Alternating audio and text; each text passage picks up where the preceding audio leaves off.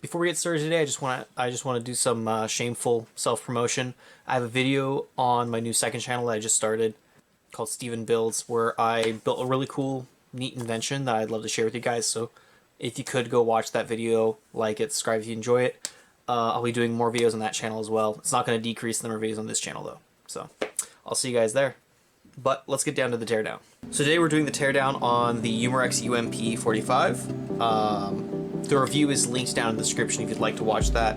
It is a pretty good gun, but you can hear more about it there. But today we're going to focus completely on tearing it down. What's nice is it's pretty easy to get the gearbox out. So I recommend unfolding the stock just a little bit so that you can pull the main wire out.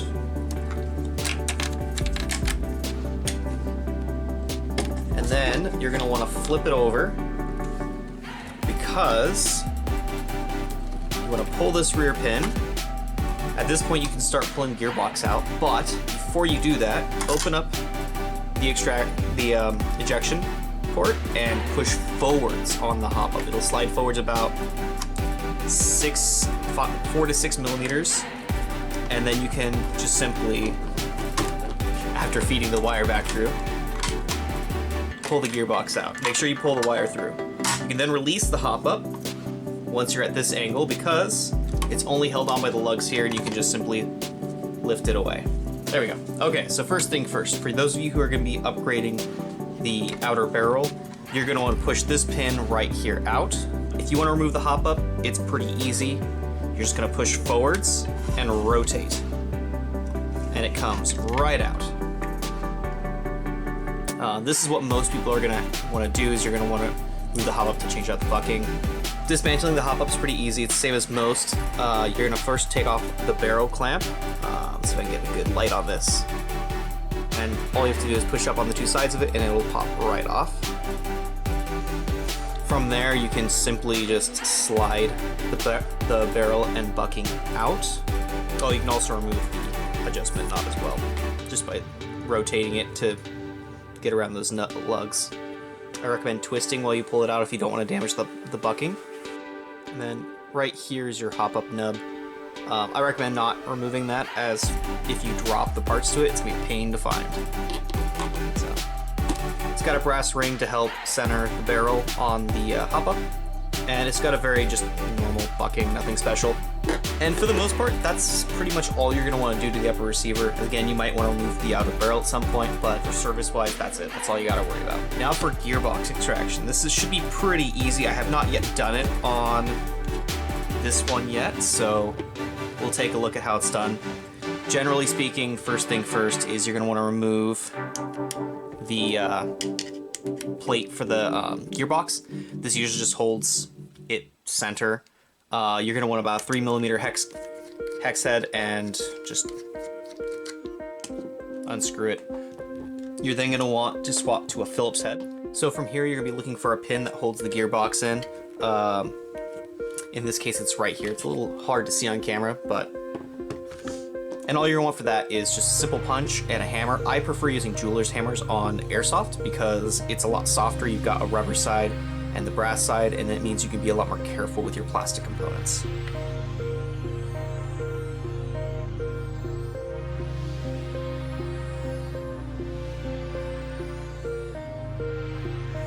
And then the gearbox will usually need to be switched into a different fire mode, so you're going to want the selector pin to be visible at the top, and it should just slide right out from there. There we go. So it just slides right out through the top. It's a little tough to get out. Don't yank on it, take it easy, but just kind of twist a little bit from side to side. So this is what the gearbox looks like. Not surprising to me, it does in fact have a micro switch. I could tell it had a micro switch when I was testing it out because you could hear the... Looks like a pretty standard Airsoft micro switch too. I've got a few of these spares running around. First things first, we're going to take that off of the gearbox. So that is not my primary interest for today. That micro switch does mean though I will probably end up just throwing in some sort of inline gate MOSFET and rewiring this directly to the MOSFET. instead of putting in a fully custom internal one. So just unscrew those 2 screws, the motor will come loose. It's still held in to the MOSFET, but that at least gets it out of the way for dismantling the gearbox. And then this is just the part that holds the wires. And one thing I like doing whenever I do a tear down on a gearbox is I like removing the spring. That's why I love hot swap springs like this one has. Okay, so let's remove that screw that just protects the back. What you're going to want to do is take a hex key. It happens to be the same size used for CO2. Just kind of push it in and rotate, and it'll just pop out. And you can even see from the top, you can watch it rotate through that gap. There is an electric blowback version of this replica, and I'd be willing to put money on it that this is the same gearbox for both because of this open track in the top. I've seen this on the G36 that Umarex also makes. Well, the Umarex licenses. We'll get into that here in a little bit. So, yeah. There's a warranty void tamper seal thing, just so you know. That's not legal in the US, so they can't really do anything about it if you open it, but it's good to be aware of. Once you get the spring removed, though, wow, this thing is not great. Anyways, once you get the spring removed, though, you've got a few screws to undo. I'd recommend doing these ones first. These have to do with the fire control group.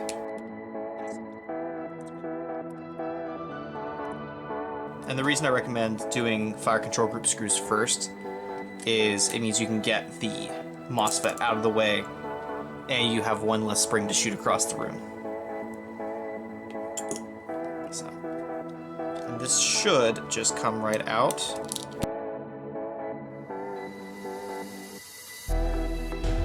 And now all your electronics are separated. You get your first looks at the interior, so you can actually see the spring for the nozzle right there.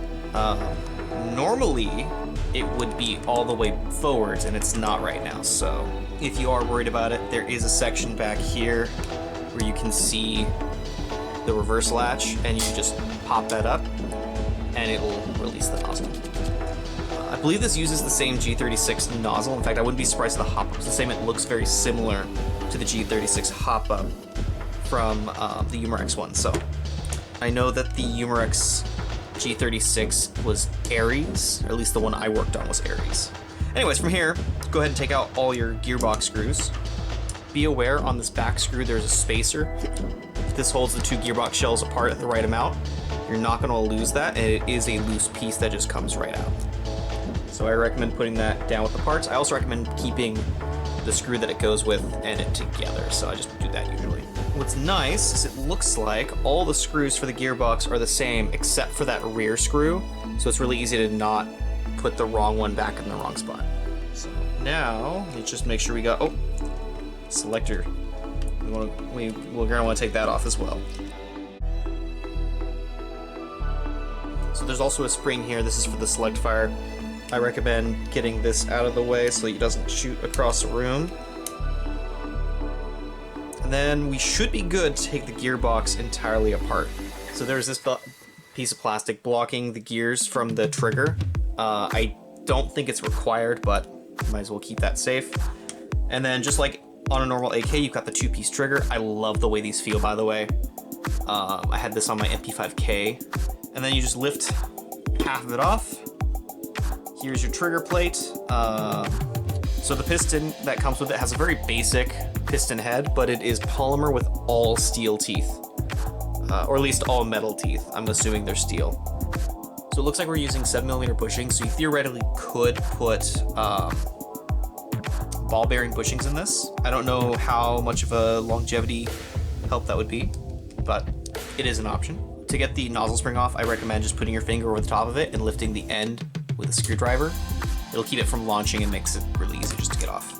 And then you can just lift the cylinder and piston, or the cylinder and nozzle out. Let's find out if this thing is VFC or not. I'm not seeing any branding on the gears, which makes me think it's not VFC. If you know, please comment down below. Let us know what OEM they use for this one. As for the gears, these look like standard 18 to 20 to 1 gears. Like they're pretty normal. Basically, we're gonna do it in mostly the reverse order that I took it apart. So we're gonna start with the gears, which I already put back in. You want to take the piston, slide it back into the cylinder, and then there's a pin here that you just slide that on and put that right onto. Now you're going to reinstall the nozzle spring. You're going to want to position it so that the back that hooks up to the tappet plate is facing up, and you're going to want the side that connects to the gearbox to be down. Okay, you're going to get your trigger spring in here just like so. I recommend pushing it up so that you have space to set the trigger down on top of it. Slide the back cover over your trigger, and there's a little extended part here. Put that inside the spring's little hole, and then kind of line everything up with their mounts. The tension should keep it in place. It hasn't so far, but tension should keep it in place. You're then going to want to reinstall your actuator, trigger sear, whatever you want to call it. It's an AEG, so I'm sure it's got some asinine name to describe it that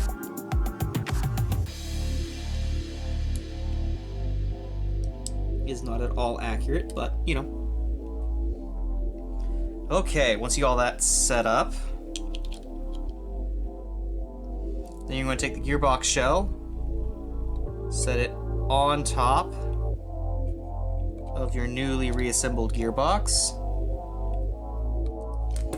And for those of you who remember the nozzle spring from earlier, this was my attempt to make my life easier. Let's find out if that was fact.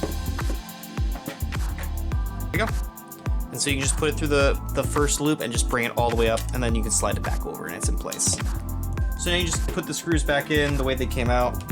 Make sure that the rear screw, which I'm going to do next, gets its spacer.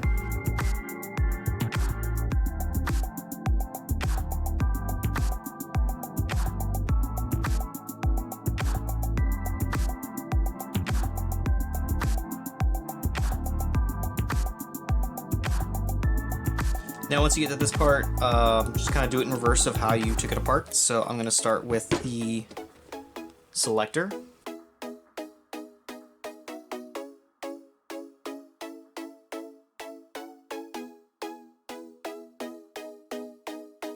So from here you want to put the wiring back in.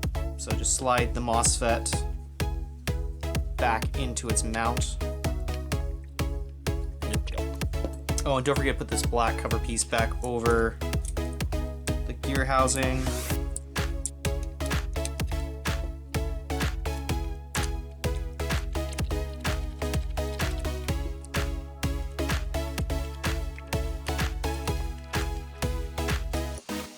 Next is going to be remounting the motor, and that's pretty simple. You just kind of slide the motor mount back on. It only goes on one way, so you don't have to worry about putting it on backwards. Just kidding, this one does go on both ways. That usually doesn't happen. Anyways, it only goes on one way. It goes on this way. That's interesting. I've never seen that on a version 3. Again, I don't do a lot of version 3s though. I've serviced a couple AKs and I own 2 MD5Ks, so, you know, you might remember that wire guide we had a little while ago. You're gonna slide that back through the main mount here and just snaps right into place, and there you go. Anyways, once you get to this point, you can then reinstall the main spring. And for that, you're just gonna take your spring guide, slide it on, and just slide it right in through the back. And then again, rotate it until it locks back. For this, you're gonna wanna use your hex key. And then boom, it should snap to be mostly flush with the back. Put back on this guy right here. Again, if anyone knows the OEM for this gearbox, let me know. I'm very curious now. Oh, that's perfect. Don't forget to put in the spring also for the safety. Almost forgot to put it in because it was in the wrong parts pile. There we go. Now for putting it back into the receiver, first thing you want to make sure is that the selector switch is has this gap facing up so you can slide everything in correctly. And then you're just going to slide the motor into the hand grip like so. You're going to have to move the trigger back so it goes through the trigger hole. And then just kind of slips right into place. And then put your main pin back in. Again, why I really like using a jeweler's hammer. And then you can screw back on the bottom and you're done.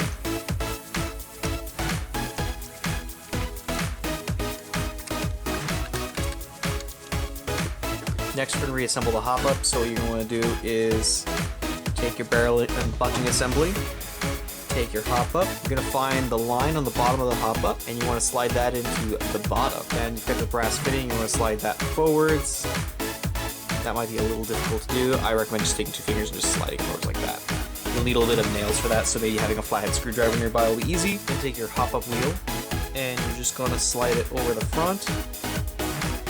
And I recommend trying to align it so that it is fully disengaged. That way you can adjust your hop up to where you need it. Then put your barrel clamp on from underneath. You might have to slide your brass fitting back up again. And then once that's on, you're most of the way there. Then you're going to take the spring, just slide that over the front, and your hop up is reassembled. Okay, so next thing we're going to do is install the hop up into the receiver. So what you're going to do is slide the barrel just into the outer barrel from the inside, obviously. And you're going to want to have the opening for the hop up facing away from you. And just simply push it in and then rotate clockwise into place. Then to install the gearbox, what you're going to want to do is there's some hooks on the front. You're going to want to install those onto the center bar. Just kind of hook them on and begin folding it down. While you do that, you're going to want to feed the rear wire through the back little door. And then kind of make sure as you close it, the wires are out of the way and it just folds shut. When you hear that click, that tells you that the hop up has re-engaged with the gearbox, and then just slide the pin back in. You're going to want to slide it in from the fold side because otherwise it gets in the way of closing or opening the stock. And then last but not least, you just want to slide the leftover wire in through the top.